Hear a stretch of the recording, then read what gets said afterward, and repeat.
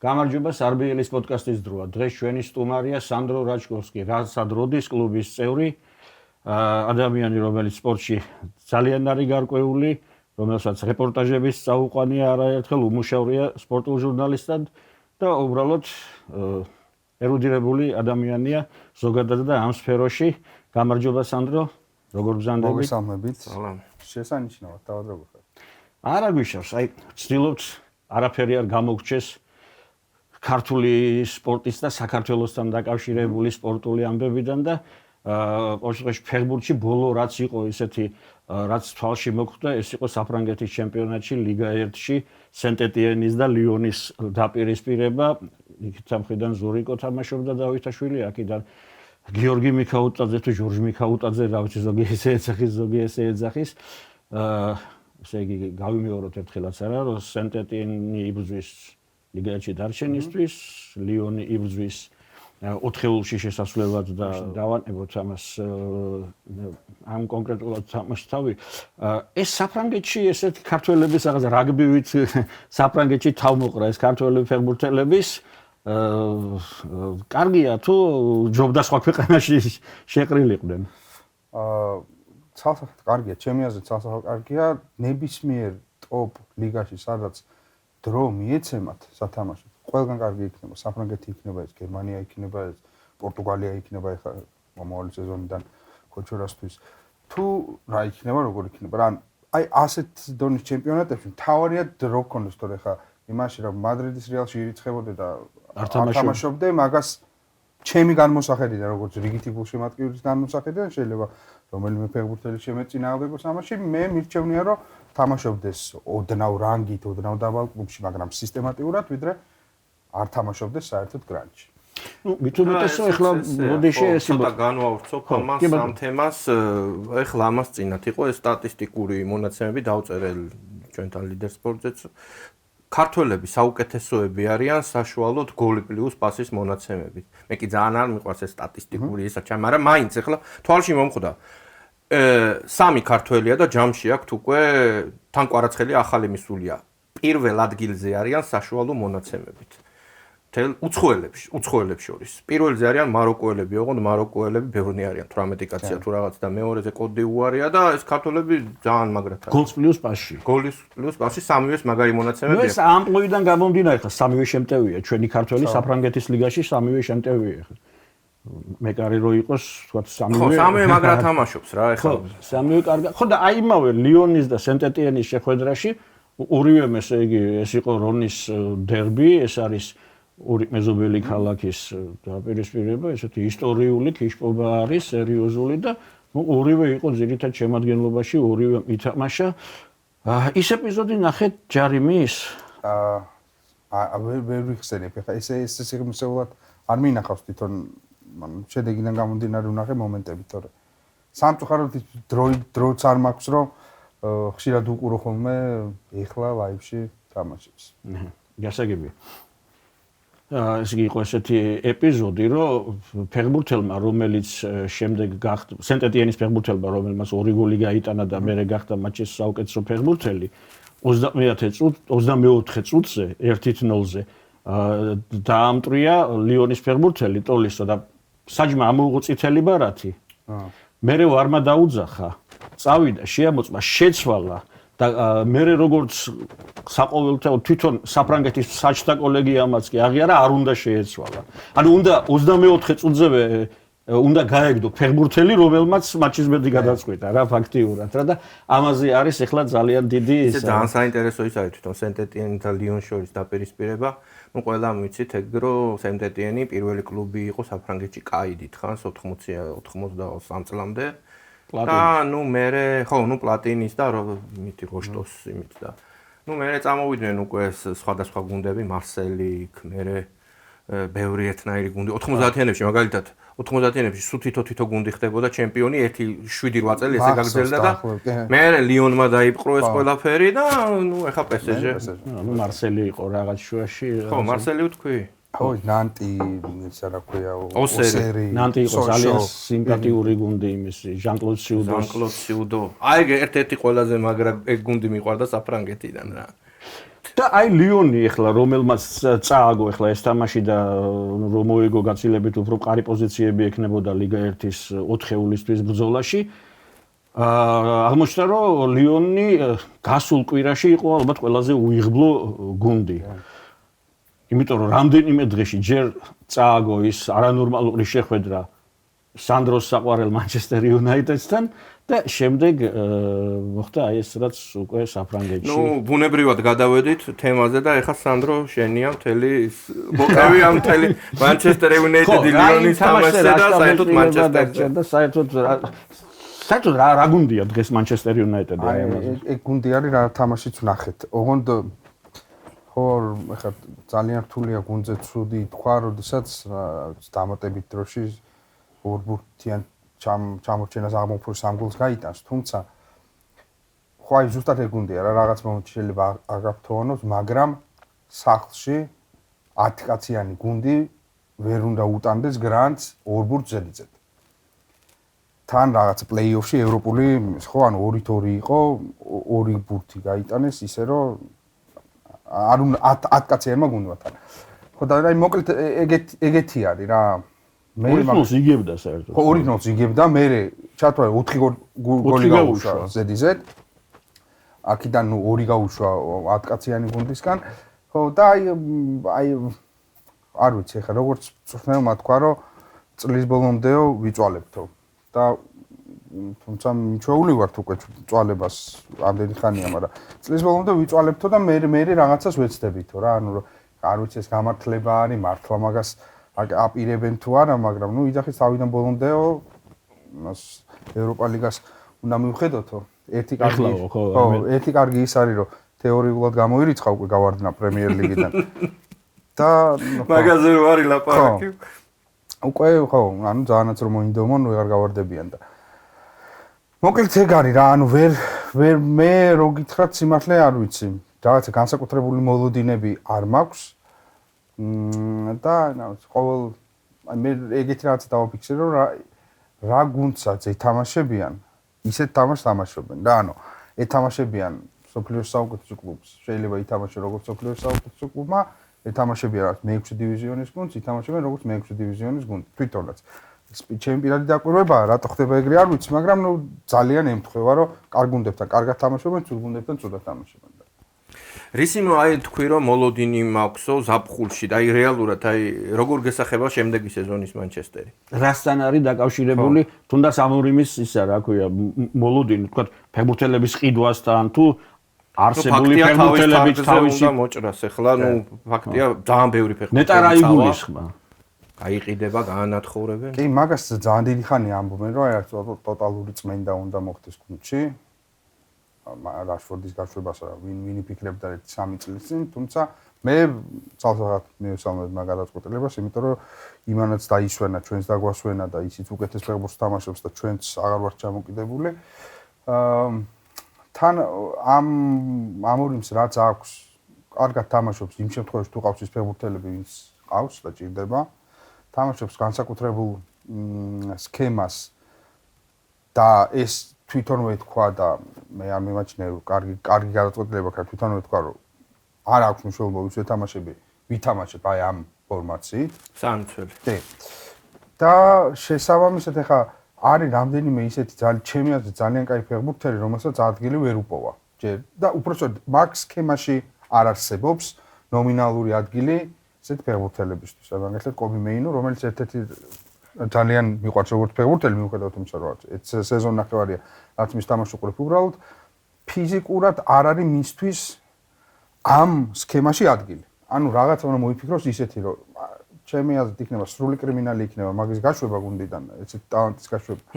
ამიტომ მგონია რომ უნდა მოარგოს. ბევრი რაღაცა აქვს შესაძლოა აი კარგი ესეთი ლატერალი რაც ჭირდება სასუნთქად მაგ გუნდს კარგი არ ყავს ახლა დალო არის კარგ ხასიათზე თუ გაიგოძებს კარგია კი ბატონო მაგრამ ისე არ ყავს და ვერ თამაშობთ 3-5 გადამწყვეტი მომენტი ლატერალებია სწორედ. ცალსახად, ხო, აი ყველაზე მნიშვნელოვანი ხო, ეგ სქემა იმიტომ არსებობს, რომ არსებობდა მანჩესტერი ისტორიულად სულ მაგამ ვებში მაგარი იყო. ეხლა სულ ყოველთვის მაგრები ყავდა მაგ ადგილას და აქეთ ის დორგურუ არის ის თამაშობს ხოლმე. დორგუს თამაში ნახე, ანუ ფეხბურთსაც იმდენად ბოლო 1 წელია ანუ ის აქტიურად ვეღარ უყურებ.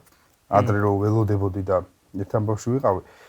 დორგუს რამდენიმე თამაში ვნახე თავიდან ბოლომდე და შთაბეჭდილება დამრჩა, რომ ძალიან მუშა ფეხბურთელია, თუმცა აი მხოლოდ მუშა რა. და სხვა ისეთი მე პირადად რაღაცა განსაკუთრებული მანჩესტერის დონის გუნდში არ უნდა თამაშობდეს ამ. ხო, კი, ანუ აი ძალიან მაგალითად ხა ძველი დროის მანჩესტერი რო ავიღოთ, იქ იყო პარკი, რომელიც იყო აგრეთვე ძალიან მუშა ფეხბურთელი და ყველა შავდა საშინელ სამუშაოს თუ იყო გასაკეთებელი, პირდაპირ მაგას ავარდები და ფერგი რომ აი ეს ნაგავი შეუნა გაიტანო რა და ეს თავჩახრილი აკეთებდა თავის სამუშაოს, მაგრამ არა მხოლოდ ეს რაღაცა მუშა ხასიათი ქონდა რა თავისი ინტელექტიც, თავის პოზიციისთვის გამოხატული და დორგუს შემთხვევაში მხოლოდ რაღაცა განსაკუთრებული ფიზიკური მონაცემები დავინახე, იმედი ავწდები. და ახლა ეს ვახსენეთ ჩვენ. არა, ამის ამბობ. ხო, არა, უბრალოდ რომ განსაკუთრებულ ზარველი მისგან არა. ვახსენეთ ჯადოსნური სიტყვა ფერგი და Manchester United-ის ისტორიაში, ბოლო პერიოდის ისტორიაში წყალგამყოფი არის ფერგიუსონის გადადგმა. წასვლა. ეხლა Manchester United-ი უცბად დიდი კლუბია, Manchester United-ი დიდი კლუბი არ გამხდარა მარტო ფერგიუსონის დროს, ეხლა მანამდეც ჰქონდა ხო ბასმის პერიოდი და რაღაც ლეგენდარული ისტორიის, რაღაც ლეგენდარული უნაკვეთი. მაგრამ როგორც გაირკვა, Manchester United-ი არის კლუბი, რომელზეც ძალიან მოქმედებს ეპოქის დასასრული და მე არის ჩავარდნა. აი ეხლა ყოველ შემთხვევაში არის ჩავარდნა. სავარაუდოდ არიან კლუბები თამ სოფლიოში, ახლა ეს არის ჩემი დაკვირვება, თუ არასწორს ვამბობ ან თქვენ საერთოდ დაკვირვება გაქვთ მითხარით, არიან კლუბები, რომლებიც აი ესეთი აღმავლობის წლების შემდეგ, როდესაც თავდება ეს ეტაპი, ძალიან ჩავარდებიან ხოლმე. და არიან კლუბები, რომელთაც ეს ჩავარდნა ასეთი თვალშისაცემი არ აქვს და რაღაც მერე ცოტა ხანში ისევ ამობობდებიან. აი რა ხდება ფერგიუსონის წასვლის მერე რა მოხდა? ნუ თუ ჯადოსნური კვერთხი ხო არ ქონდა იმ ადამიანს, არა? ნუ თუ არ შეიძლებოდა რაღაცნაირად სულთა რაციონალურად სტრუქტურების შენარჩუნებით და ასე შემდეგ, ვთქვათ, გუნდის მაღალ დონეზე შენარჩუნება რა. ანუ ჩემი აზრით არის ორი ვარიანტი. ინგლისური გამოთქმა არის, ქართულად ვთარგმნოთ, ძალიან რთული არის ფერგის წასვლის მერე მისი ფეხსაცმელების შევსება, ანუ მისი პოზიციის დაკავება ფერგი რომ მიდის, აბსოლუტურად ყველას გაუჭირდება რა. თან მით უმეტეს ისეთი საშუალოზე დაბალი მწვრთნელი, როგორც დევიდ მოიესია. და ერთი მომენტი არის, რომელიც ფანებსაც ავიწყდებათ ხოლმე, რომ ფერგი 90-იანების ბოლოს იყო ბეწვის ხიდზე მანჩესტერში და კინამ გაუშვეს მანჩესტერიდან. რეალურად რამდენჯერმე იდგას მისი საკითხი რომ გაიშვა, თუმცა აი რაღაცა იყო გარდამტეხი რა მომენტში თქვეს მოდი ვაცალოთ და მერე დაიწყო 90-იანებიდან რაც დაიწყო. მეც და ნუ მაშინ მესმის რომ მანჩესტერს იდეაში ჰქონდა იმის ფუფუნება რომ დაეტოვებინა ფერგი, მაგრამ იმის გამო რაც შექმნა ფერგი მანჩესტერი როგორც ბრენდი და როგორც მოვლენა, იმის გამო არ მიეცა რაღაცა პატიების უფლება არც ერთ მწვრთნელს. ანუ მე მაგალითად ამდენმა ადამიანმა ამდენი მწვრთნელი იყო ფერგის მერე ხო? ყველაზე მეტად მომწონდა ოლეს მანჩესტერი. ვინც იყო და ოლე გაუშვეს ანუ რა სეზონ ნახევარში თუ რაღაც მეორეზე გაიყვანა მანჩესტერი, მეორე კი ბოლოდან მეორეზე არის თითქმის ახლა გუნდი.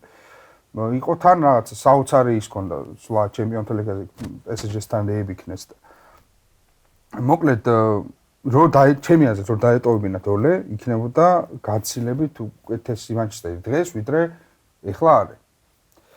ან იმის თქვა მინდა რომ თუ საქმე არ მიდის კარგად, რაღაცა ვიცი რომ ეგეთი არ არსებობს რა, რომ ვიღაცა დაუსტვინო, ვიღაცა მოიყვანო და გამოაცხო უცებ კარგი გუნდი რა, ერთ სეზონში მწვრთნელმა გამოაცხოს გუნდი. ეგეთი რაღაცა არ ამგონია წლევანდელ ფეხბურთს, ზოგადად რომ მოხდეს, ასე რომ თუ ვიღაცამ პირველივე სეზონში ძალიან მაგარი შედეგი არ დადო, ეგრევე აითვალწუნებენ რომ ეს ცუდი მწვრთნელია და დაიწყებენ ფიქრ შეცვლაზე. ბაზარზეც ახლა არ არის ეგეთი მწვრთნელი რა, ჩემი აზრით არის, რა ვიცი, ტოპ მწვრთნელებიდან 3 ან 4 დღეს, ვისაც სიამოვნებით ვიხილავდი მანჩესტერში, მაგრამ არ არიან თავისუფლები რა ისინი რა, ვერ მოვიდა. ვითხარი აბა ვინ? ერთი გვარდიოლა, უბრალოდ მე არ ვიხილავდი სიამოვნებით გვარდიოლას მანჩესტერში, იმას არ ვამბობ, მაღალი დონის მწვრთნელი არ არის. უბრალოდ გვარდიოლას სტილი, რაც სიტიში ქონდა ბოლოს, ის საყურებლად ჩემთვის არ არის ესეთი რა ქვია. ჩემ გემოვნება არ ემთხვა. გვარდიოლაზე გაცილებით მეტად, მიუხედავად იმისა, რომ ლივერპულის ლეგენდაა უკვე ვისურვებდი კლუბს მანჩესტერში, მაგრამ ყველაზე მეტად ალბათ მინდა ინზაგი. და ინზაგი არ გამოვა რა. რატო არ გამოვა? რატო გინდა და რატო ინზაგი არის ყველაზე უფრო ჩემი აზრით პრაგმატული, შედეგზე ორიენტირებული ისეთი მწვრთნელი, რომელიც ფეხბურთს არ კლავს. აი ეგეთი, ანუ ისეთ ხამინდა, ოდნავ ჩემი აზრით, ოდნავ სანახაობრივი, ოდნავ უკეთესი ფეხბურთის მოთამაშე სიმეონე არის ინზაგი. გასაგებია. სანდრო, მოდი ახლა ესეთი რამ წერან შენ ძალიან კარგად ახსენე, რომ აცალეს ფერგიუსონს 80-იან. კი, რა თქმა უნდა, ეგ ვიცით, ზუსტად როცა გაგდების პირას იყო, მაშინ იგებდა რაღაც თამაშებს და დატოვეს. დღევანდელ ფეხბურთში ეგეთი რამე მე მგონი შევთანხმდეთ წარმოუდგენელია. დღეს სულ სხვა გიჟური ტემპია, ამდენს არავინ არ გაცლის 4 წელი გუნდის შენებას. მეტეს თუ რაღაცა ძალიან დიდი გუნდია საუბარი. სულ სხვა რაღაცა. გააჩნია რომელ კლუბში, მაგრამ მანჩესტერში ხო, მანჩესტერ იუნაიტედში და ესეთი გრანდში არ გაცდიან და მე მეორე ძალიან საინტერესო რაღაცა თქვა მაიკ ლოუენმა მანჩესტერთან დაკავშირებით. აიო, ლივერპულშიო ტრადიციებს პატივს ცემენო რა.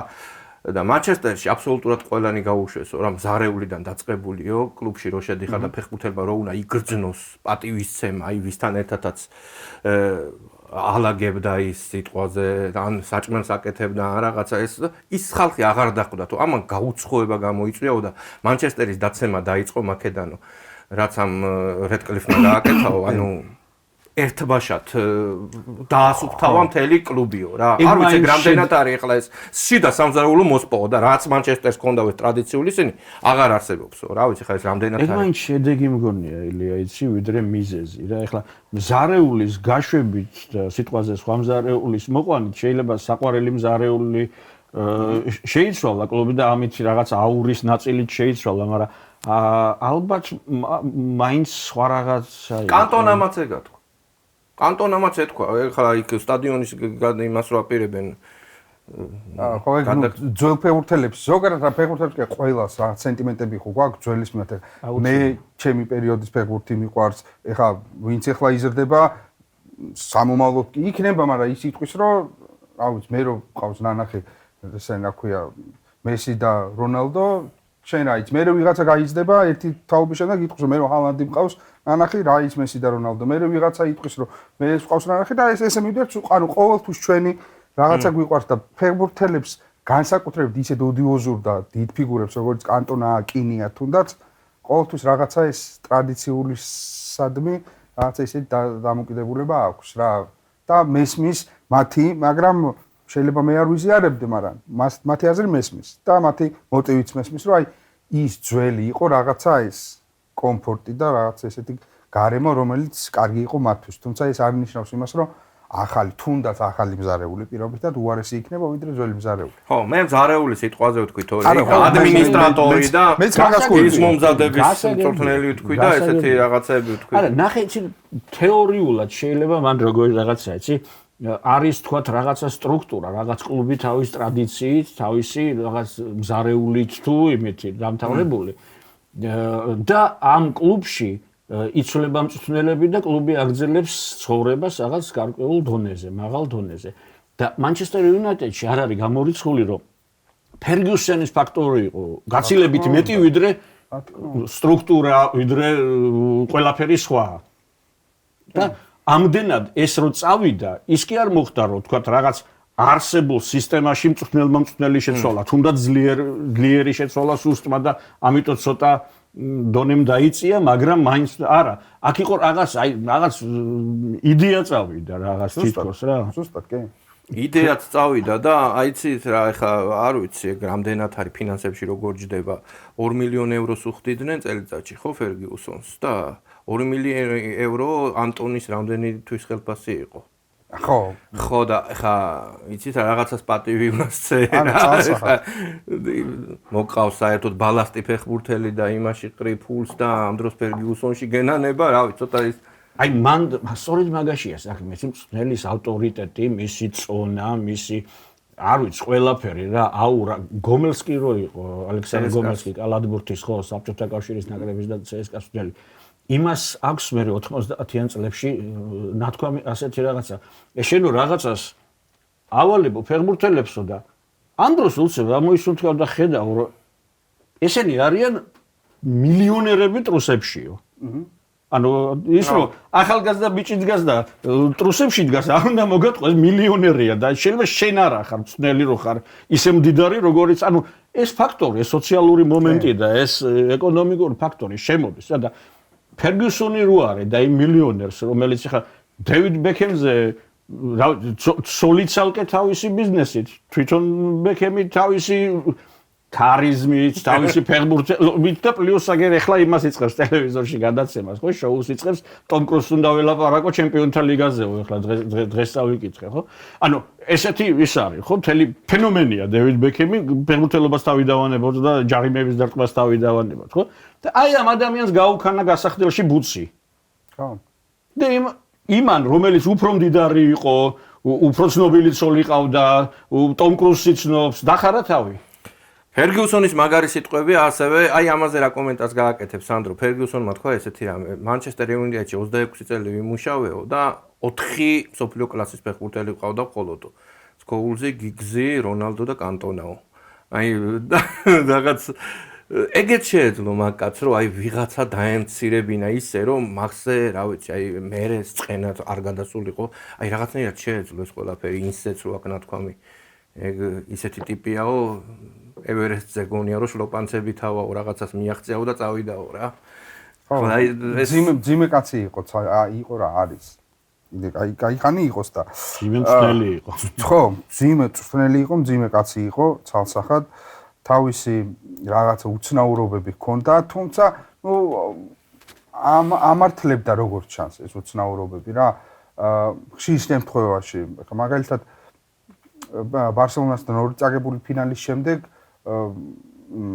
რუნის აქ ნათქვამი, რომ უბრალოდ ვეხვეწებოდითო, რომ ვითამაშოთ კონჩეტებებზე, რომ ვიცით ვინც ყავთ, რასამეული ყავთ, ცენტრში და წინ მესი, რომ ვეუნებოდით, რომ უბრალოდ შეუძლებელი არის მათთან თანაბრად ბურთის დაჭერა. ანუ ის, რომ ჩვენ დომინაციით და ბოლ პოზიშენით ვითამაშოთ, ანუ არა, უბრალოდ იმის გამო რომ იყო ძალიან ამაყი კაცი და რას ქვია და აბა ბიჭებო და მიდით და აი ამ საუბრით არაფრით არ წამოყვავ იმაზე რომ ისე გვეთამაშაო როგორც ჩვენი ფეხბურთელების აზრითო უფრო დიდი შანსი გვექნებოდაო რომ წარმატებისთვის მიგეღწიაო.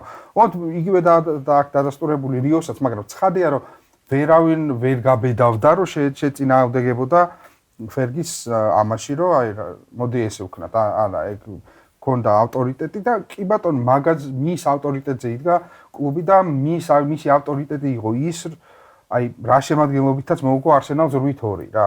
აი იმ შემადგენლობით დღეს რა ვიცი ნებისმიერი გუნდი იქნება რა ვიცი იმაზე ოდნავ მაღლა ვიდრე არის ახლა მანჩესტერი რა ვიცი მე-13-ზე მე-12-ზე რა შემადგენლობებით თამაშობდა იმას რა ქვია რომელი წლის ეს იყო ნახევარ აი ვალენსია რო თითქმის ლიდერი იყო და ახლებითები ანუ მე მგონია ვოლფსბურგი რო იყო გერმანიის ჩემპიონი მაგ გუნდს მე მგონი თუ არ ვწდები რომელიღაც გერმანულ ან ვერდერთან ან ვოლფსბურგთან აქ მოგებული თამაში 3-0 სადაც ითამაშა 7 ნახევარმცველით აქედან 3 დაცვაში იდგა იმიტომ რომ ფიზიკურად მცველი არ ყავდა ერთადერთი მცველი ვინც თამაშობდა თუ სწორედ მახსოვს იყო ევრა ნახევარდაცვაში იყო აი სუ დანარჩენი 3 კაცი დაცვაში ნახევარმცველი იყო და აი ამ შემადგენლობებით იგებდა ძალიან მნიშვნელოვან თამაშებს. ამას ვერ გააკეთებ ისე თუ აი რაღაცა ავტორიტარული რეჟიმი არ გაქვს დამყარებული გუნდში რა ჩემი აზრით ურთულესია. ნუ ამას თავისი პლუსებიც აქვს, თავისი მინუსებიც, თუმცა ნუ ჩემი აზრით ფერგი იყო უფრო დიდი ვიდრე კლუბი მაგ დროს რა. ანუ კლუბი ხوارი თვითონვე ამბობდა რომ კლუბზე დიდი ვერავინ ვერ იქნება, მაგრამ ნუ ფერგი და კლუბი იყო ერთი და იგივე დონეზე ჩემი აზრით, მაშინ მაგიტო იყო წარმატებული მანჩესტერი რა. სანდრო, აი წეგან ახსენე ულე გუნარ სოლშერი და აი ეს ხო არ ფიქრობ, რომ იმიტომაც იმუშავა შედარებით სხვებზე კარგად, რომ ეს მანჩესტერი შიგნიდან მაინც იცოდა. აი მაინც შინაური კაცი იყო, ამდენი წელი თამაშა მანჩესტერში და კი მაგაზე სახელიანი მსმელები ყავდათ, ჟოზეც ეს ვანგალი ხა რომელი ერთი ჩამოყვა. მათ შორის ჟოზე მაურინიო რამდენადაც ვიცი ფერგიუსონს თვითონაც უნდოდა რომ გამხდარიყო. ხო, მაგრამ აი სულშერმა შედარებით მაინც უკეთი იმუშავა, იქ ევროპა ლიგის ფინალში გავიდა, მაინც ასე თუ ისე განთალია წააგო, მაგრამ აი გასულაც ხო გასულა. ხო და ხო არა, ჟოზეც კარგი იყო, ჩემი აზრით ძალიან კარგი იყო ჟოზე ევროპა ლიგა მოიგო და ჟოზემაც მეორე ადგილზე გაიყვანა მანჩესტერი. ორლეს მთელი მუღამი იყო ის, რომ აი ბავშვები, მაშინ ბავშვები იყვნენ, ვისაც იცნობდა დიდი ხანი რაშფორდი ძირითადად და გარშემო ხალხი ლინგარდი და მანჩესტერის თაობა. ძალიან კარგი ესეთი მენტორული კარგი ბიძის ეს იპოვა როლი თვითონ და კარგად გამოსდიოდა საუბარი გასახდელთან. აი გასახდელის პრობლემა იყო რეალურად ჩემი აზრით ყველა მწვრთნელის პრობლემა ფერგის მერე დღემდე, მათ შორის ამასაც ჯერჯერობით არ აქვს ისე იდეალურად დაალაგებული. ერთადერთი გასახდელის პრობლემა არ ქონა ოლეს რა. თუმცა ნუ ოლე იყო მეტნაკლებად არასტაბილური, თუმცა ყველაზე კარგ ფეხბურთს ჩემი აზრით თამაშობდა ის რა. რა თქმა უნდა, იცოდა გუნდის შიგნით ყველაფერი, გუნდის კულტურა, არსი, ფეხბურთელი და ლეგენდა სწორ ამ კლუბში გახდა და აბსოლუტურად ყველაფერი იცოდა და მაგან ძალიან უშველა და ის კადრები რა თვალებიდან არ ამომდის, როგორ ტირის იმ ინტერვიუში, როცა იცის რომ უნდა გაუშვან რა, ანუ ძალიან გული დამწყდა და ძალიან არ მომეწონა რომ გაუშვეს. მეორე მხრივ რაც ულია, აი მაგ ეს მანჩესტერის იმ ლეგენდარული ფინალიდან და იმ ლეგენდარული გუნდიდან ესე მაგარი მწვრთნელი ვერავინ ვერ გამოვიდა რა, ისეთი რომ აი მანჩესტერში დანიშნო და ესე ვერავინ ვერ დადგა რა ისეთი. ხო, კი, ანუ მართალია ხო. რაც თავისი ისენი აი ნუ ეხა ნევილზე როგორ უნდა თქვა? არა, ნუ ნევილი ეხლა რასაც აკეთებს, ის აკეთებს ბოლომდე ძალიან კარგად გამოსდის. ოღონდ ეხლა რასაც აკეთებს, მაგ გუნდიდან ალბათ უნარებიდან, ჩემი აზრით ყველაზე კარგად თვითონ საფეხბურთო უნარებიდან სკოლს ჰქონდა დიდი მონაცემები, უბრალოდ იმდენად ინტროვერტი ადამიანია, იმდენად ცოტა საუბრობს, იმდენად არ შეუძლია ეს კომუნიკაცია სხვა ადამიანთან, რომ ტაქტიკა, მაგრამ აბსოლუტურად შეიძლება უფრო მნიშვნელოვანი კიდე არის ეგრეთ წოდებული მენეჯერობა რა. ფეხბურთის სუნდა ტაქტიკის თვალსაზრისით და გინდა ვარჯიშების მეთოდიკა, ეს არის რაღაც ნაწილი საფეხბურთო. ერთი არის ხედვა და მეორე არის ამ ხედვას როგორ გადმოსცემ და როგორ მომამტივებ. იყო გუნდის აი გული და სული, რასაც ქვია და აი ეს მართლა ეს არა. თელობა კიდე სხვა რაღაც. კი, ანუ რა ვიცი, რიოსაც ქონდა. მოკლედ, ხო, რიო ესე რა ვთქვა, არ მოინდომა. ჩემი აზრით, თორე რიოს ნაირი ჭკვიანი ცენტრალური მცველი იშვიათად მინახავს რა, თითებზე ჩამოწესლელი ალბათ. პოდკასტი ახლა შვენი. სანდრო, მანჩესტერ იუნაიტედის ყველაზე ისეთი ფეხბურთელები შენი აზრით, აი რომელიც შენ მოგწონდა გემოვნებით, მე შენობით ლაპარაკზე გადავედი. არავითარი პრობლემა არა პირიქით. რაღაც ისე საუბარი ისე წავიდა რაღაც ფეხბურთმეცის ჩათრევა. ხო და ყველაზე მეტად რო შეესაბამება შენს გემოვნებას ტოპ 5 კაცი რო ხო ტოპ 5 შენი პერიოდის მანჩესტერის კი ბატონო ხო ჩემი ზოგადად მანჩესტერის კი არა ჩემი ყველა დროის საყვარელი ფეხბურთელი ცნობილია მაგრამ არის მაიკლ კერიკი ეს არის იმიტომ რომ ზოგადად ყოველთვის გულშემატკივრობ ისეთ ხალხს ვინც არის ნაკლებად დაფასებული ვინც არის ეგრეთ წოდებული ანდერდოგი ვისაც ჩემი აზრით ყურადღება აკლია და იქიდან გამომდინარე რომ ჯერ კიდევ ტოტენჰემში ძალიან მომწონდა ტოტენჰემში გაცილებით უფრო შემტევ პოზიციაზე თამაშობდა რომ გადმოიყვანა და ფერგიმ თავის გემოზე მოარჯულა რეალურად არ ჩანდა მოედანზე და რეალურად აკეთებდა იმდენ ისეთ კარგ საქმეს რაც აი შემეძლო ეს მეყურებინა, რაც მხოლოდ აი ესე კონკრეტულად წერტილზე რას აკეთებდა მოედანზე ბურთი თუ ბურთის გარეშე და მაგიდან გამომდინარე აი ძალიან მიყვარდა და სულ მაგ იმაში ვარ დებატებში და ჭიდაობაში რომ არის პრემიერ ლიგის ყველა დროის ყველაზე დაუფასებელი ფეხბურთელი. მე წლების მერე კი თქვა მან რა ქვია ფერგიმ რომ აი პოსტ სკოულსის ჯერარდის და ლამპარდის შემდეგ საუკეთესო ნახევარმცველია ინგლისის ვინც კი ყოლიაო. ხო ეს ნუ ცალსაღად ჩემი საყვარელი ფეხბურთელი არის. მეორე საყვარელი ფეხბურთელი მანჩესტერში ალბათ იქნება რუნი თავისი შემართებით და იმ იდეით რა იდეითაც თამაშობდა სულ რა. იყო ჯერ ხო ნუ ის ძალიან ცუდი არის რომ 17 წლის ასაკში იძახიან რომ მეორე პელე ხარ. ამ ხელა წნეხი არის ადამიანისთვის, მაგრამ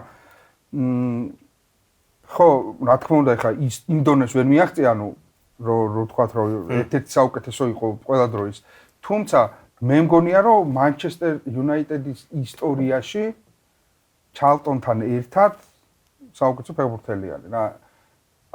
იმიტომ რომ კი იდგა ეს მანჩესტერი სიტყვაზე კარგ დაცვაზე, სკოულსის ხრებზე, მაგრამ რეალურად რუნიმ გაიტანა ეს ანუ აიტანა მანჩესტერის უფრო მაღალ დონეზე ვიდრე იყო რა. ანუ კლუბის ყველა დროის საუკეთესო ბომბარდირი არის, ასისტებში არის მეორე თუ მესამე და თან ფერგი ექცეოდა როგორც რა ვიცი ეზოში დამულძარც რა ხანით დააყენებდა ყველგან აბსოლუტურად ყველგან. კი, ანუ დაიწყო იმაზე 9-იანზე, ჩამოწია მე 10-იანზე და მე იყო ხან 8, ხან 6, ხან 8 და აი ყველგან იყო იდეალური.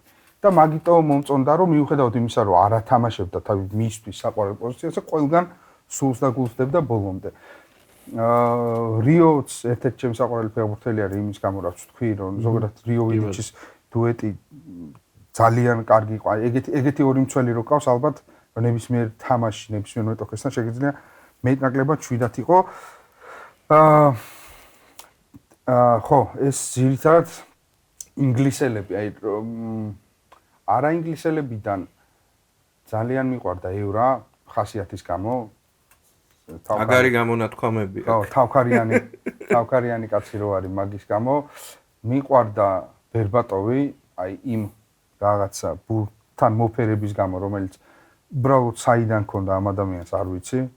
და რა გონია რომ მაგას რო ცოტა არ ვიცი რაღაცნაირად მეტი ანუ უფრო მაგარი ფეხბურთელი იყო ვიდრე სახელი დატოვა რა. ხო, მე მაგის თქვა მინდა.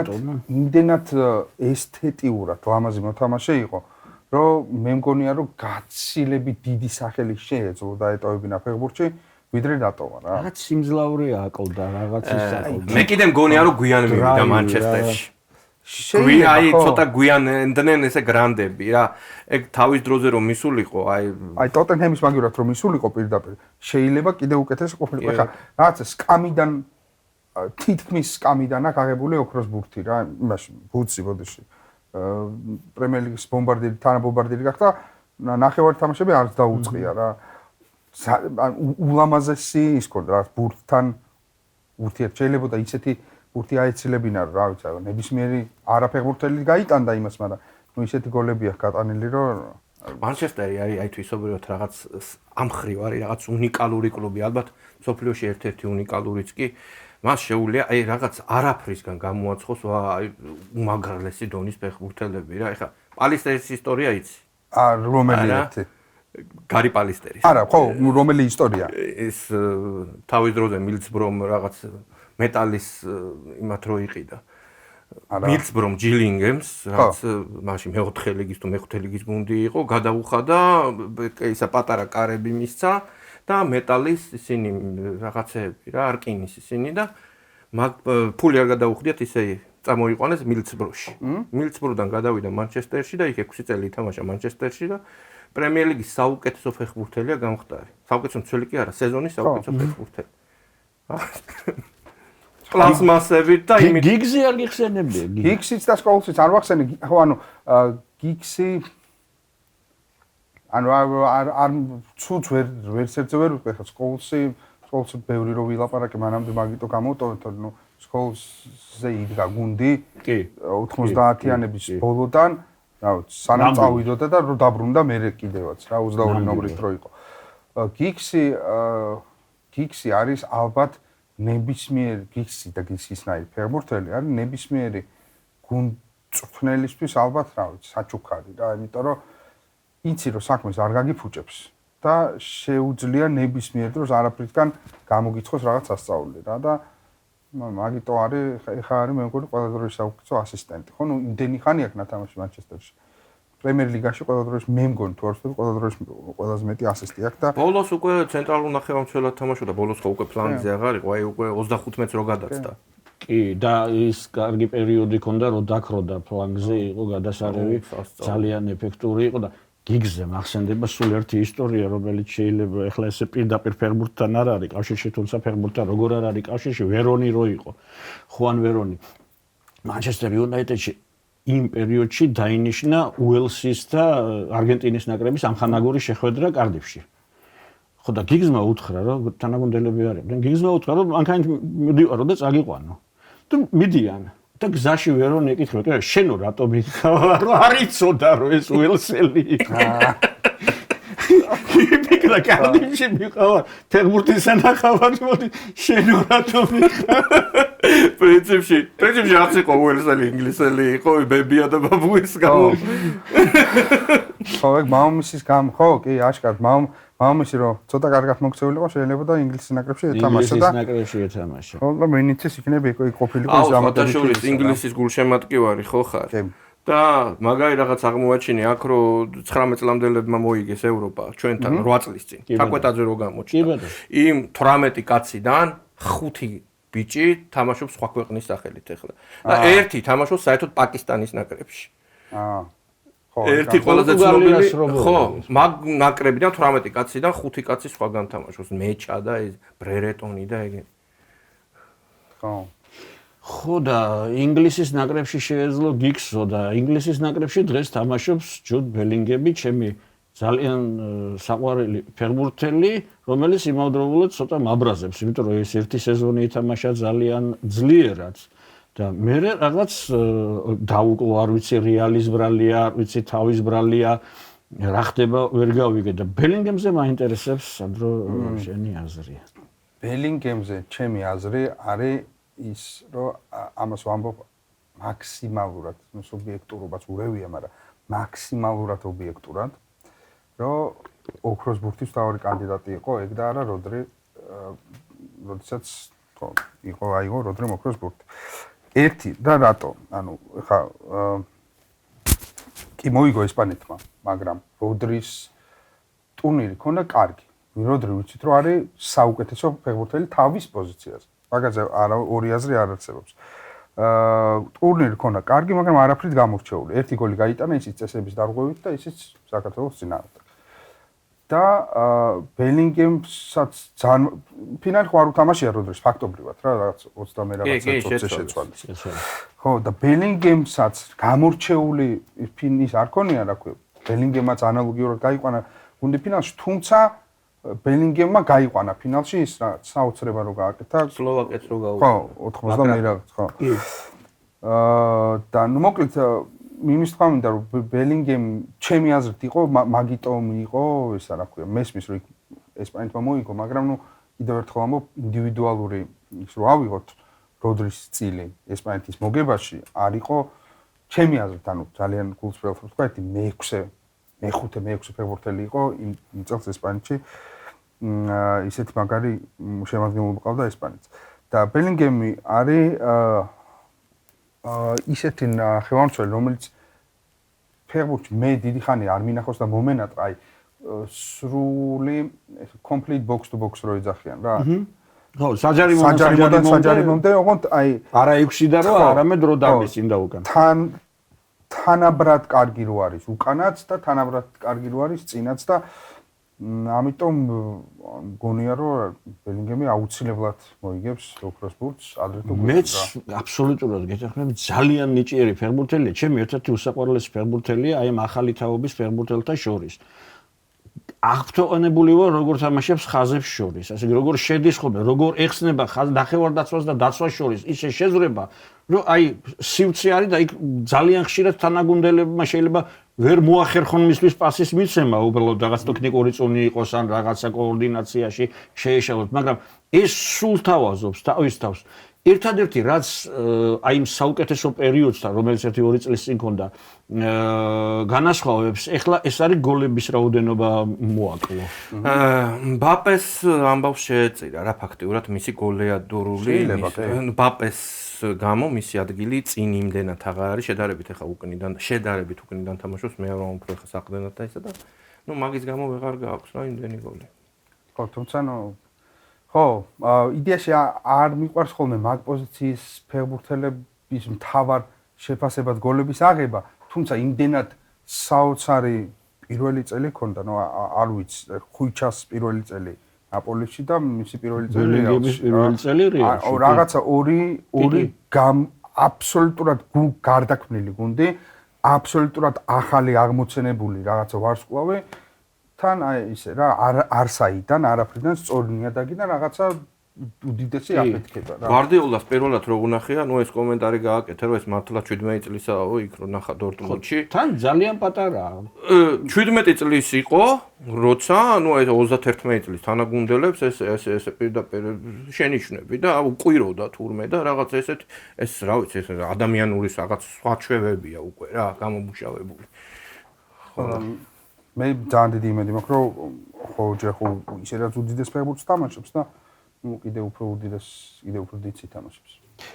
კი, მართალია, გეთანხმები რომ გოლებით ამ ამპლუის ფეხბურთელების შეფასება მხოლოდ გოლებით ესე რომ ხო, მაგრამ გოლი ისეთი ჯადოსნური რაღაცაა და აი მარილის მოყრაა რა პირდაპირ გარდა იმისა რომ პრაქტიკულად გოლებით არის საფეხბურთში შედეგი ხო გარდა ამისა აი რაღაცა ესეთი ვარსკვლავური ეხლა წერან სკოლზე რო ლაპარაკობდით მაშინ გავიფიქრე მაგრამ მე რაღაც თემა შეიცვალა აღარ რა ვთქვი ეხლა აი თქო სკოლზე ხო იყო ძალიან დიდი ფეხბურთელი არაჩვეულებრივი ნახევარმცველი ნუ მანჩესტერ იუნაიტედი მასზე იდგა სკოლს ეხლა ამასთან ერთად ქონოდა რაღაც ეფექტური რაღაცა ელემენტი მისით აი სამხრეთულად ეფექტური არტისტული რაღაცა რო ქონოდა ანუ აი თავად რო ქონოდა თვითონ ფეხბურთელს ოდნავ ქარიზმა რომელიც გადაითარგმნებოდა სიტყვაზე ფეხბურთი მის სათამაშო სტილში ხო კი ანუ კი დაახლოებით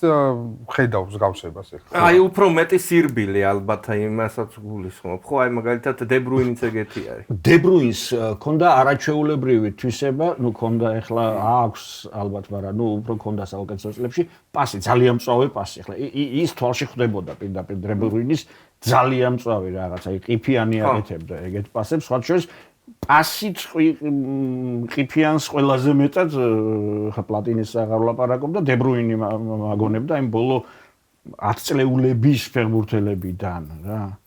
გრძელი პასი ესე რომ გაჭრი და კარაკი ხო ესეთი გამჭოლი გრძელი პასი რომელიც უცებ სკოულზე უფრო დამტყმელი იყო. სკოულზე უფრო მეტი გაქონდა. შორიდან და ესე მუშაც უფრო მეტ სიბრძოდა უკან შედარებით. პასში ახლა დებრუინს ვერ შეედრებოდა, მაგრამ აი გოლები უფრო მეტი გახონდა. ხო, ანუ პასი მას მანჩესტერის იმდროინდელი მანჩესტერის თამაშიდან გამომდინარე, აი ესეთი ხაზებს შორის პასები იშვიათად კეთდებოდა გამომდინარე იქიდან, რომ მარჯვნივ ბექემი იყო და მარცხნივ გიქსი. როგორც წესი, ყველაზე ანუ ეს მთავარი პასების გამცემი ფლანგზე, დიაგონალებზე იყო ზუსტად სკოლზე ამათი მომარაგებით რა ეგეთი პასები იშვიათად თუ ქონდა იმიტომ რომ არ თამაშობდნენ ეგრე აი ბოლოს ამ ხაზებს შორის პასების კეთება დაიწყეს მას შემდეგ აქტიურად რაც მოვიდა ვამპერსი იმიტომ რომ უბრალოდ ვამპერსი იყო ეგეთი თავდამსხმელი რომ იმას რა ქვია თამაშგარის ხაზზე უნდა ეთამაშა შემტევზე რა სისტრაფეზე და ხო მანამდე ფიზიკურად არ მოითხოვდა სათამაშო სისტემა აი ეგეთ პასებს ცენტრიდან ცენტრში თორე დიაგონალებზე პრობლემით სანდრო ინგლისის ნაკრებზე რას გვეტყვი აი როგორი იყო და როგორი ხდება რა გზას ადგას ბოლოს რა აკლდება ხოლმე რა ხო მართლა ესე იგი რაღაც საყვედურობენ იმას აქ Southgate-ს ხო რა საყვედურობენ რატო ვერ გახდი ეგეთი მაგარი შედეგი არის ბოლო თამაში რატო ვერ მოიგე ფაქტიურად ამას საყვედურობენ ხო ანუ ერთ-ერთი მხრივ ძალიან რთულია რომ წვრთნელზე ცუდი თქვა როცა მართალია ტიტული არ არის მაგრამ ძალიან ახლოს მიდის ტიტულთან მე რამდენად ხო უკვე რაც ნახევარფინალი იყო 18-ში მერე იყო ფინალი, მერე იყო მეოთხედფინალი, მაგრამ ნუ ისეთი მეოთხედფინალი რომ მასთან საფრანგეთთან სადაც 99 წუთზე გააცუდა 99 იყო, ხო, მეგონა. და მერე ისევ ფინალი. და უბრალოდ აი ხო მაგ ხრივ არ მომწონს რომ იძახიან რომ აი Southgate არაფრის მაქნისი არა, ანუ არაფრის მაქნისი ვერ იქნება წვრთნელი რომელსაც ორ ფინალში გაყავს გუნდი.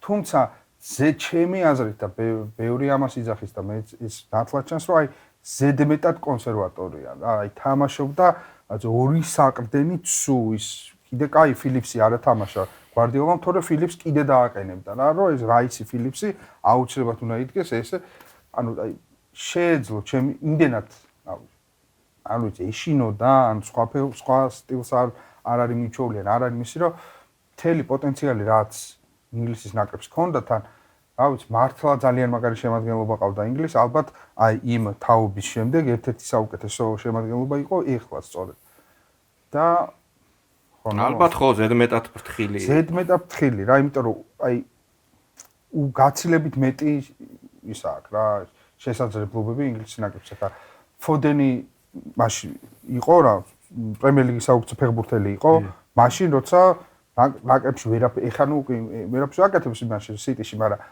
სიტი ვერ აკეთებს ზოგადად ვერაფერს. ფოდენი არ ჩანდა საერთოდ გამქრალი იყო. ნუ ბელინგემს ჰქონდა ეს გამონათება თავისი, რაც ნუ ეს პიროვნული თემა არის, თუმცა გაცილებით უკეთესი ევრო უნდა ქონოდა კეინი ძალიან ინერტული იყო. როცა ესეთ შემადგენლობა როცა ყავს, თან აი სუსტი წერტილი ესე გამოკვეთილად იყო ალბათ მეკარე რომელსაც პრობლემა არ ქონია მეკარის რა ანუ მეკარის გამო არაფერი არ მომხდარა ინგლისის სუსტი წერტილი მაგათი ალბათ მაინც რაღაც ხასიათი ხო არა როგორ ფიქრობ ანუ ზედმეტად ხო არ მოგროვდა მაგათ ისტორიაში ისეთი თამაშები რომელშიც უნდა მოეგოთ და მაინც ვერ მოიგეს აი ბოლო აი ხასიათს დავაბრალებდი რომ ყოფილიყვნენ ისევ იგივე ფეხბურთელები ვინც აი ამ წაგებებს არიან მიჩვეული რა აი ძველი თაობის ინგლისელები ნაკრებში მიჩვეული ანუ იცოდნენ რომ ყოველთვის მაგარი გუნდი იყვნენ, მაგრამ ყოველთვის აგებდნენ, მაგრამ აი ეს ახალგაზრდა თაობა ვინც თქვით ახლა ხო ეს ბელინგემი, ფოდენი და ეს ხალხი ამათ არ ამგონია რომ ეს რაღაც მემკვიდრეობით ერგოთ ეს ხასიათი რომ უნდა წავაგოთ აუცილებლად. აქ ანუ ის რომ თუნდაც აი ახლა ბოლოს ევრო ვერ მოიგეს ანუ ეგ არის დამსახურება კარგი და ცუდი გაგებით იმისი რა Southgate-ის, იმიტომ რომ აი ესე არ ფინალში თან ესე ჩემპიონ გუნდთან როგორც ესპანეთი არის აი ესე მოკრძალებულად არ უნდა ეთამაშოთ როცა შეეძლოთ რომ აი რა ვიცი გაეტანათ ძალიან ბევრი რა კი იყო მომენტი კარის ხაზიდან გამოიტანა ესპანეთმა მეგონი 2-1-ზე უკვე ვინ იყო ოლმომ გამოიტანა აი სიფრთხილეზე რომ ვამბობ ორი მომენტი უცებ მახსენდება იტალიასთან ევროს ფინალი რა პანდემიის პერიოდში 2020 საყურებელი თამაში იყო 1-0-ს იგებენ ეხლა წარმოიდგინე ხონჩაზე დევს უემბლიზე თამაშობ 1-0-ს იგებ იტალიას სადღაც მეორე ტაიმის შუაში თუ სწორად ემტროება საუკეთესო შემტევი კიეზა ხო ავიცი, ეგ თამაში როგორ ვერ უნდა მიიყვანო რა ბოლომდე რა ეხლა და მეორე ტაიმში იტალიამ აგრად აჯობა უკვე და ნუ ის გოლიც მწიფდებოდა პრინციპში და პენალტებშიც რა. ისე არის ეხლა რომ ლაპარაკობდით რაღაც ითქვა რომ რა არის რა იყოს სუსტი წერტილიო ინგლისის ნაკრებისო და რაღაც გამიჩნდა აზრი რომ სუსტი წერტილი კი არა რაში შეიძლებოდა ინგლისის ნაკრები ყოფილიყო კიდევ უფრო ძლიერი თორე სუსტი წერტილი ესე რო აიღო ფაქტიურად რა იყოს ის ანუ რაღაც მომენტში არ ქონდა გამწვავება. აი თვითონ ბელინგემის ერთი ვარსკვლავური თამაში დააკრა. აი სანდრო, გემახსოვრება შეწუთები პალმერმა რო გოლი გაიტანა და გაათანაბრა 1-1 რო გახდა. ხო ინგლისი იქამდე აწვებოდა ნუ 10 წუთი რაღაც გაჩერდა, ისევ ესპანეთმა აიღო უპირატესობა. 1-1-ზე. ანუ წარმოიდგინე ფსიქოლოგიური უპირატესობა შენია უკვე, აი თითქოს უნდა გარდატეხო ეს ყველაფერი. ისევ ესპანეთმა დაიპყრო ეს ყველაფერი და პალმერი ის ბიჭი არ არის ბათუმში რო ითამაშა. მაგრამ ფინალში მაგან არ გაიტანა მეგონი. რო ეჩხუბებოდნენ ისინი ესპანელები რო ჩეხავდნენ. ხო, იქ გვარდიოლას გამორჩა ეგ ბიჭი. ეგ ხო თან სიტის აკადემიის გაზრდილი. საინტერესო ის იყო, რომ ეგ ნაკრებშიც არ იყო ძირითადად იმაში, ანუ 9 თუ 21 წლამდე ნაკრებში არ იყო ძირითადად შემადგენლობაში. ანუ გაცილებით უფრო მეტი თამაში დაიწყო სკამიდან, ანუ მაგით ხვდები, რომ ინგლისს რა მაგარი თაობა ეზრდება, ჯერ ეგ არის გიბს ვაიტი არის, ძალიან ბევრი არის ისეთი, ვინც უკვე ესა გორდონი ნიუკასლის ეგ შემადგენლობა იყო, მაი მომავალში გონია რომ გაცილებით უფრო ლეგიონერებიც ახლა დორტმუნდს რო ის მარცხნივ ბიჭი ყავს, ძალიან მაგარია რა, ეს სატპაულოვს კიდე ეს დორტმუნდიან ბავშვებს. და ეს ბოლო თამაშები ნახე ინგლისის ნაკრების? არა. ანუ რა არის შეცვლილი ტუხელის ისა? არა. თან აი ინგლისი ყოველთვის ძალიან რთული საყურებელი არის შესაძლო ციკლებში რა, ისედაც არ არის კამპეტი და მარტივი საყურებელი დიდ ტურნირებსაც, მაგრამ შესარჩევში აი არ მაქვს თავი ყურების იმდენად ის არის რა, ვიღაცას უნდა გაუვარდეს რაღაცა ბურთი და მოიგონ 2-1 ან მოიგონ 7-0, სხვა შუალედური არა. ძირითადად ისე დამაჯერებლად გადის ხოლმე შესარჩევი ჯგუფიდან. აი იმაზე ერთა ლიგაზე ხო ბეში გამოვარდე როგორ მოახერხეს საერთოდ. ნახო წელს თუ ავლენის ზემო. უნგრეთთან წააგეს 4-0 სახში. ინგლისის ნაკრები არაჩვეულებრივი გუნდი იყო, ჩვენთან რა იყო ჯგუფში, იტალია, ინგლისი, გასკოინის ინგლისი. იმიცი ხოდლის. ხო, ან გასკოინის რო თამაშობდა. მეც ჩემი აზრით მასეთი მაგარი ინგლისის ნაკრები არ მე პირადად ეგეთი მაგარი ინგლისის ნაკრები სოფლიო ჩემპიონატზე უკვე ისეთი არ იყო, მე ასე მგონია რომ შესარჩევში უფრო მაგარი იყო. ოუენი რომ მაგარ ფორმაში იყო. ჩვენთან არ იყო, მაგრამ სოფლიოზე იყო და სოფლიოზე, დაგლიჯა რასაც ქვია, იქ ინსი იყო სასწაულ ფორმაში და გასკოინი ჯერ კიდევ. ეგ ძალიან უცნაურია რა. გასკოინი არ წაიყვანა მაგ სოფლიო. რაღაცა წევლა მოსდევთ ინგლისელებს რა, თავიდან რომ ძალიან აროგანტულად იყვნენ და არ თამაშობდნენ სოფლიო ჩემპიონატებს. არ ვიცი, ანუ ყოველთვის შემადგენლობით არის ძალიან მაგარი. წელსაც ძალიან კაი გუნდი იყო, წელს რა შარშან. მაგრამ რაღაცა, არ ვიცი, ტუხელის რო გითხრათ, რომ ძალიან მეიმედება თუ არა. აქ ერთი ის ნათქვამი, როცა ინგლისის ნაკრებში მუშაობდიო, პრობლემა მქონდა ერთი მხრივ, რომ ტაქტიკურათო ვერ მიგებდნენ ხშირად. აზროვნებაში, რასაც მე ვავალებდი, ხშირად ისინი ვერ მისრულებდნენო რა. ანუ ეს მაინც იტალიელი ხო ხდები და იმ თაობასთან, აი რომ ვარსკვლავური თაობა რო ყავდა ინგლისს და ვერაფერს ვერ აღწევდნენ, მაშინ ხო რა ძალიან ბევრს უწერია ეგეც და ისედაც ვიცით რომ აი რაღაცა ბანაკებად იყვნენ დაყოფილი, რომ სამხრეთ აფრიკაში 2010-შიც, 2006-შიც რაღაცა ერთ მაგიდასთან ისხდნენ მანჩესტერელები, ერთთან ლივერპულელები, ერთთან დანარჩენი, აი ესე რა, რომ აი ანუ არ მეგობრობდნენ და ეხლა აბსოლუტურად იმას რა ქვია, ეხლა არ მგონია ბარსელონა რეალზე უარის დამოკიდებულება ქონდეთ იმას, მაგრამ ეხლა სოფლიოზე რამოსი და პოიოლი ეხვეოდნენ ერთმანეთს და უგებდნენ ერთმანეთს და ანუ გადადებული იყო ეს გვერდით რა კლუბების რაღაცა და ეხლა ერთადერთი რაც მომწონს ეხლა თაობაში ხო ეგ თემა ჩახსნილი აქვს საერთოდ და რაღაცა ის საერთო კოლექტიური მეგობრობა გუნდს აქვს ეხლა ნუ ოდნავ რაღაც ტაქტიკური დახმარება ჭირდება და მგონია რომ ახლოს არის ინგლისის რამე ტიტულთან ნელი მაგარი ყავთ ნახოთ როგორ მოარგებს სანდრო თუ არსებობს შენი აზრით თანამედროვე თუ არსებობს ესეთი ეროვნული სული ასე ვთქვათ ფეხბურთში დამახასიათებელი რაღაც რითაც გამოირჩევა აი ამ თანამედროვე გლობალიზაციის ფონზე ხო არ იკარგება ეს და რამდენად ინგლისური იყო გვარდიოლას მანჩესტერ სიტი აი ბოლოს ასასრულებლად ანუ ეროვნული სული ჩემი აზრით არსებობს არა შიდა ჩემპიონატებში აი მარტივი მაგალითია გერმანია რა. ანუ იყო powerhouse-ი, უდიდესი გუნდი და ბოლო წლებია საზღარი გამოსვლა აქ იმაზე, რა ქვია. ყველა დიდ ჩემპიონატზე. თუმცა ხო ნუ მან შეიძლება თქვა რომ რაღაც თაობების ცვლა, მაგრამ ნუ შემადგენლობით ძალიან კაი გუნდია გერმანია ეხლაც.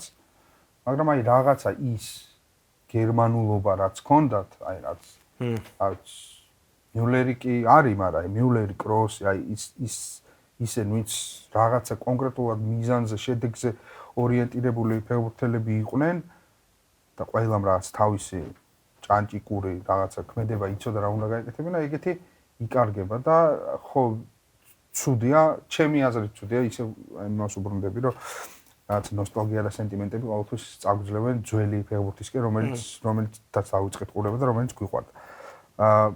და ეს გვარდიოლას City, ანუ ინგლისური საერთოდ არ იყო. უფრო ესპანური გუნდი იყო, ვიდრე ინგლისური. თლად ესპანურიც ალბათ ვერ იყო. აი მაქსიმალურად მორგებული აი იმაზე რა ქვია სქემაზე რითაც თამაშობდა ბარსელონაში. ნუ აი მესი ერთადერთი არის და მესი არ ყავს და ვერ გეყოლება მესის შემცვლელი, მაგრამ მეტნაკლებად ვიღაცეები იპოვა ვინც შეცვლიდა რა. აი მაგალითად ბუსკეტსი ჩაანაცვლა როდრით და როდრი რო არ ყავს. ეს პერიოდია ვნახეთ რა რეალურად შეიძლება ბევრი რაღაცა დაემთხვა. მაგრამ მე მაგას ვიძახი როდრის მოსვლიდან, რომ ამ გუნდში არა ჰალანდი, არა დე ბრუინი, არა რა ვიცი, ვინც გინდა აიღე. თავი არის როდრი და როდრიზე დგას გვარდიოლას სქემაც და გვარდიოლას ნებისმიერი გუნდი. იქ ყავდა რა ბაიერნში ვინ ყავდა მანდ ტიაგო ალკანტარა ყავდა მე მგონი, ხო, მაგ პოზიციაზე თუ და მე ალკანტარა იმას ყავდა. კლობს. მე ამას ფლიქს რა. ხო. ხო და ანუ ის ვიღაცა პერსონებზე აგებული, ან როგორი რაც ვქონა, იცი, იმას 4-5 გამორჩეულად კარგი თავისი საქმისთვის ფეხბურთელი უნდა ყავდეს გვარდიოლას და დანარჩენებს მოარგებს ყველას რა.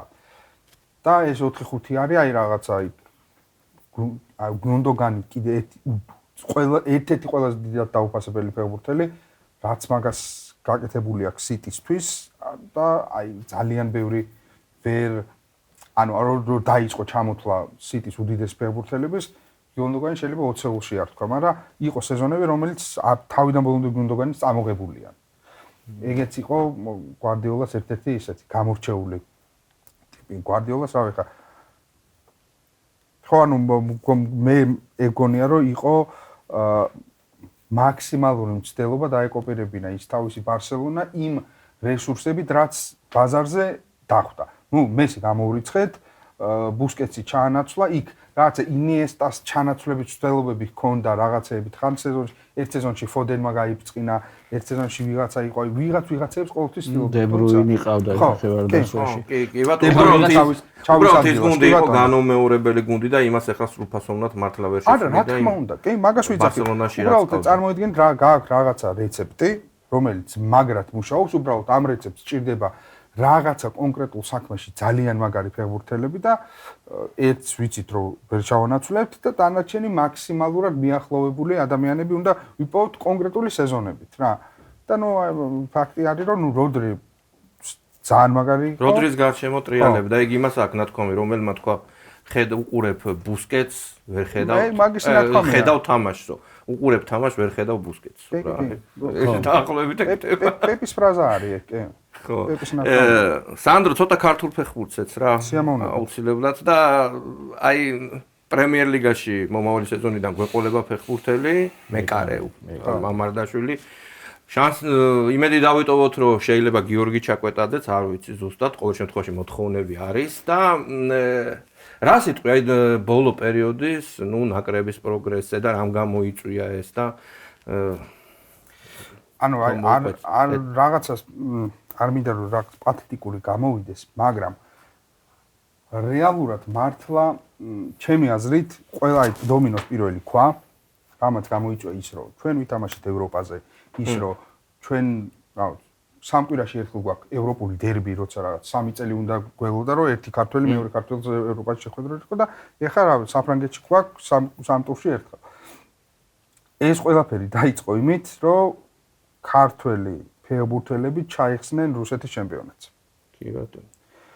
ხვიჩა როგორც კი გაცილდა რუბინს და წავიდა ევროპაში, წამოიწყო აი მთელი ეს ტალღა ბიჭების რა.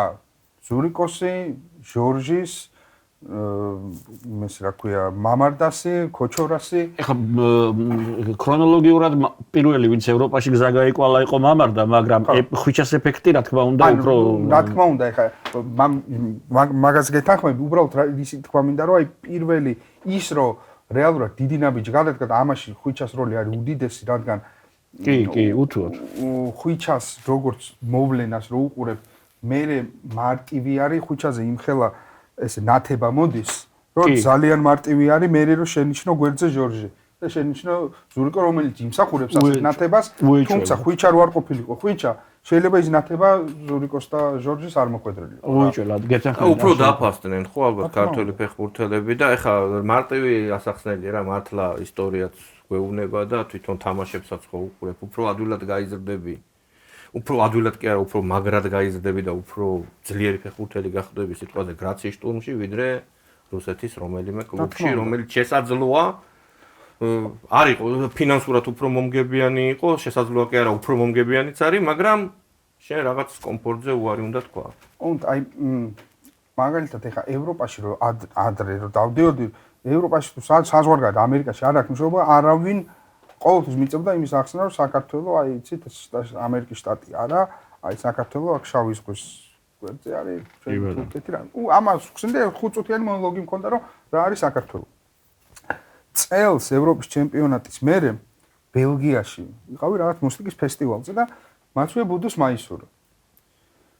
და გამოვედი ფესტივალიდან და ვიღაცა ორი ბელგიელი არის 2 საათი ღამის, რომ ეს მეც რა გადამეხვია, რომ აუ საქართველოსდან ხარო? მეთქი კი მეთქი, ანუ გამიკვირდა რა, აუ ეხა ევროპაზე უყურეთო თქვენებსო ძალიან მოგვეწონაო, მე მან მომიყვარო იქ ისაო ჩვენთან რაღაც თან გვარი არასწორად თქვა ჩაკვესიე. გენგში რო თამაშობდაო, მაგასო ძალიან ყურადღებას ვაქცევთო ჩაკო და მომიყვა ის ვიღაცებს მეუბნებათ 5 ქართველი ფეხბურთელი მითხრა რა. მე ამას ბუდუ ხო არ უთამაშია დიდი ევროპაზე და შესაბამისად ეს ბუდუს ვერ აღიქვავდნენ და მეთქი ეს ვისი გაცვიაო, მეთქი ეს ბუნდესლიგაში მეორეში არის, ბუნდესლიგაში ნახავთ აუცილებლად, რა ისა აქვს რა, ანუ უკვე აგიქვავენ როგორც საფეხბურთო ოჯახის სრულფასოვან წევრს რა, რომ ხარ საქართველოსთან და მაგარია საქართველოსთან ხარ ის ჩამოგიწვის ხოიჩა მიქაუტაძე ბომბარდირი რო არის ეს და ამაზე ისე არ ხარ მიჩვეული რომ აი რა გონია რომ რაღაცა მოვიდა და გეფერება ადამიანი რა ეგეთი შეგრძნება მქონდა რა ეს არის რა ბიჭების დამსახურება ცალსახად ქართველი გულშემატკივრების დამსახურება ცალსახად იმიტომ რომ აი მე პირველად ვიყავი სტადიონზე 95 წელს 15 წელს კი და რა სხვაობა არის მაშინ რა გულშემატკივრობა იყო და ეხლა რა გულშემატკივრობა აი სადაც დედამიწა იქ გერმანიაში ხალხი ვნახე რა ვიცი ანუ რო ჩამოვიდნენ ერთი თვე პურზე რა წყალზე იყვნენ იმიტომ რომ ბიჭებისთვის გულშემატკივრად რა და ანუ მიხარია ის რომ ფეხბურთელები ამას გძნობენ და მაქსიმალურად აბრუნებენ უკან და ნუ ორმხრივი სიყვარული რო არის. საერთოდ ეპოქა შეიცვალა მილიონჯერ გვითქვამს რომ ეს ბიჭებიც უკვე სხვანაირები არიან, პროფესიონალები არიან. უფრო აი ჩვენი კოლეგა და მეგობარი გიორგი დარჯანია იმეორებს ხშირად რომ მიქს ზონაშიო რომ შემოდიანო თამაშის მერე სანამ გასახდელში შევლენ გაჩერდებიან აბსოლუტურად წესიერად როგორც პროფესია ავალებს მათ. გაჩერდებიან ინტერვიუს მისცემენ, ყველა შეკითხვას მოусმენენ, ისე დატოვებენ, შემდეგ აქაურობას და გავლენ გასახდელში. რაც არ მოხდებოდა, სადაც მიგზონა, რა მიგზონა, რის მიგზონა არ იყო, ხო, მოთხოვნა. კი ბატონო, ეგრე იყო, აქ გიაგე გუჩაძემაც თქვა რა, აღარ არის ჩამოდი რა, ადერო იყო. ჩამოდი, უკან ჩამოდი. უკან ჩამოდი რა, ნურჩები, ერთმანეთს რო უყირო და და მე მეორებ ამ სიტყვას ამ სათამაშო დისციპლინას, მაგრამ მაგრად არის უკვე ნაკრებში, აღარ არის ის, რომ სხვა რაღაცა მოხდა. აბსოლუტურად ვერც კი ითქვი ასე კონკრეტულად რომელ დღეს შეიცვალა ასე, მაგრამ ერთშვენიერ დღეს უცებ მივიღეთ ქართველი ფეხბურთელების ახალი თაობა, რომელიც უკანაც ჩამორბის, წინაც გარბის. მე რაც თავი მახსოვს, სულ იყო ლაპარაკი, რომ ჩვენ ტექნიკურები ვართ, მაგრამ ფიზიკურ მომზადებაში ხა მე გაცილებით ადრე დავიწყე ფეხბურთის ყურება 95 წელთან შედარებით და მაშინაც ეს მახსოვს, მაშინაც აი დიდი დინამოს დროსაც ეს მახსოვს. ხვიჩაკო არაცხელია კაცო ეხლა არის იმან თქვა ლუის ენრიკემ თქვა რომ ფიზმომზადება გაუსვა ხაზე ხვიჩას ფიზმომზადებას რა ანუ ხვიჩას ეხლა ეს ფაქტორი და ის რომ ლოკომოტივია და გაწია და ეს ევროპაში გაიყვანა ჩვენი ხვიჩამ ეხლა რომ გამოაცხადოს აღარ უნდა ფეხბურთის თამაში მობეზდა ვთქვათ რაღაცა სხვა რაღაცა უნდა უკვე უზარმაზარი საქმეა კარიერაში შესრულებული და პლუს კიდე გარდა ამისა ნუ ეხლა თამაშობს არაჩვეულებრივ და ეს ფიზიკური მომზადებაა თუ პროფესიონალიზმია თუ რაღაცა არის უკვე ამ თაობისა და პლუს აქვს ამ ნაკრებს რა ტაქტიკურად არიან კარგად მომზადებულები რა და არიან აი მე რაც დავაკვირდი ისე კარგი მწვრთნელების ხელში არიან იქ უცხოეთშიც და აქაც ვილი მაგ კარგად ვილი სანიოლმა შექმნა რა ზოგ პოზიციაზე შექმნა ხელოვნური კონკურენცია რა და ეს ძალიან კარგია ჩემი აზრით აი ხშირად მომხოლმე შენგელია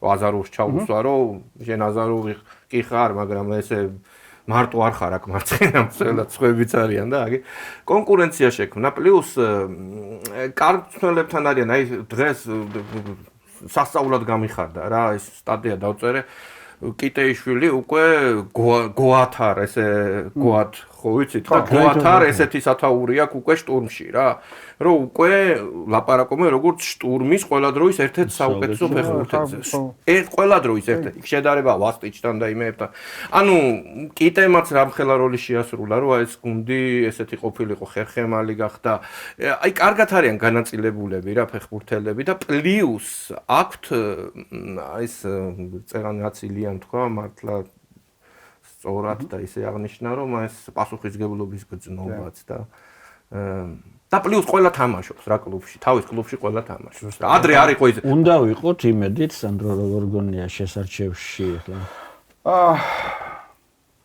ზოგადად არასდროს არ ვიყავი მომხრე ამ ურაპატრიოტიზმის გადატანილი იმას ფეხბურთში ჩვენ ვინ უნდა მოგვიგოს რა თქმა უნდა მოგვიგოს ჩვენზე ძლიერმა უნდა მოგვიგოს და მოგიგებს კიდევაც და არასდროს მე ყოველ შემთხვევაში არასდროს არ მქონდა ეს რაღაც მაღალი მოლოდინები რომ აი ეს იქნება ის როცა რაც ესპანეთი და საფრანგეთი ყავს ჯგუფში რომ ორში გახვალ არასდროს არ მქონია ნუ შეიძლება ერთ თამაში რაღაც გაგივარდეს მაგრამ ციკლში ამ ხელა ციკლში როცა 10 თამაში თამაშობ ძალიან რთულია მე ყოველ შემთხვევაში ის მეეჭვება რომ ამ შესარჩევიდან გავიდეთ იმედიაში ვწდები თუმცა ხარისხი თამაშის ხარისხი ის რომ ჩვენ საშუალო დონის ევროპულ ნაკრებად ყალიბდებით აი როგორ დონეზე მაქვს საუბარი იცი ხა ცხადია ესპანეთი საფრანგეთზე არ ვსაუბრობ მაგრამ მე ვიქნები უბედნიერესი თუ საქართველოს განიხილავენ აი ვინ თქვა საშუალოზე კარგი ნაკრები ავსტრია მაგალითად რა ავსტრია თუნდაც ჩეხეთი კი ბატონო აი ძალიან კარგი იქნება ეგ მაგ დონეზე თუ დამკვიდრდებით და სულმცირე იმას მაინც ველოდები რომ ერთა ლიგაში გადათამაშება აღარ გვექნება სათამაშო რომ დავრჩეთ ბეში და 100-ში გადასასვლელად აი მან ბრძოლა შეიძლება უკვე რა იცით რა ხო აი სანდრო სწორად აღნიშნე მეც გავაგრძელებ ამ თემას საფუძველი ჩაიყარა უკვე ეხლა